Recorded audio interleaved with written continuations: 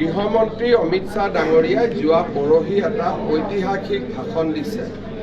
তেওঁ কৈছে যে সমগ্ৰ ভাৰততে মুছলমান জনসংখ্যা অভূতপূৰ্বভাৱে বাঢ়িছে আৰু তেওঁ কৈছে যে এই জনসংখ্যাটো ঘৰত বঢ়া নহয়, ই বিদেশৰ পৰা অহা মানুহো তাত জড়িত হৈ আছে।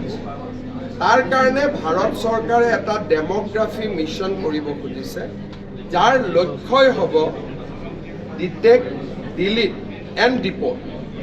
এইটো প্ৰথমবাৰৰ বাবে ভাৰত চৰকাৰে ইমান স্পষ্ট ভাষাত কথাখিনি কৈছে। অসম ডেমোগ্ৰাফিক চেঞ্জৰ এটা ডাঙৰ ভিক্টিম।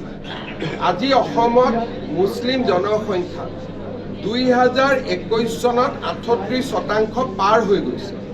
গতিকে এইবাৰ যেতিয়া চেঞ্চাছ আহিব 38+1 আপোনালোকে ক'ব পাৰে 1.5% মোৰ যদি 27লৈকে আমি গন্তি কৰোঁ।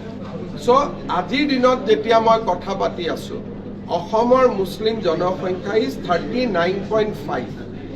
আপোনালোকে আচৰিত হ'ব, মই 2 এদিনতে আপোনালোকক দিম। ইভেন মাজুলীৰ দৰে অঞ্চলত মুছলিম জনসংখ্যা বাঢ়িছে 100%।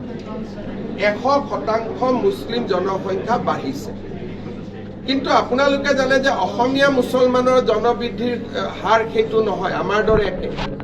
তাৰ মানে মাজুলীৰ দৰে অঞ্চলতো যদি 100% মুছলিম জনসংখ্যাৰ বৃদ্ধি হয়, সমস্যা কিমান গভীৰ।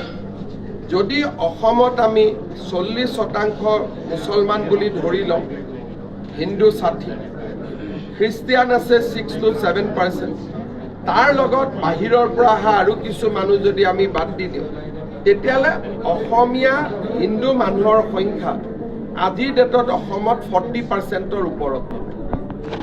আৰু এইবিলাক গোটেই 11ৰ ওপৰত কৰা প্ৰজেকশ্যন। গতিকে এইটো বিষয় যথেষ্ট চিন্তাৰ বিষয় আৰু এই বিষয়টোলৈ আমি সকলো চিন্তিত। বহুদিনীয়া দিল্লীৰ লগত কথা বতৰা পতাৰ পিছত প্ৰথমবাৰ প্ৰধানমন্ত্ৰী ডাঙৰীয়াই 15 আগষ্টত আৰু যোৱা পৰহি গৃহমন্ত্ৰী ডাঙৰীয়াই ডেমোগ্ৰাফি মিছনৰ কথাটো উল্লেখ কৰিছে। বিষয়টোৰ সন্দৰ্ভত ইয়াৰ লক্ষ্য কি হ'ব, উদ্দেশ্য কি হ'ব আৰু অলপ জানিব লাগিব। গৃহমন্ত্ৰী ডাঙৰীয়াক অহাবাৰ লগ পালে মই আৰু বুজি আহিবৰ বাবে চেষ্টা কৰিম। যিকোনো খবৰৰ বাবে যোগাযোগ কৰক 7099017330 লগতে 7099017110 নম্বৰত।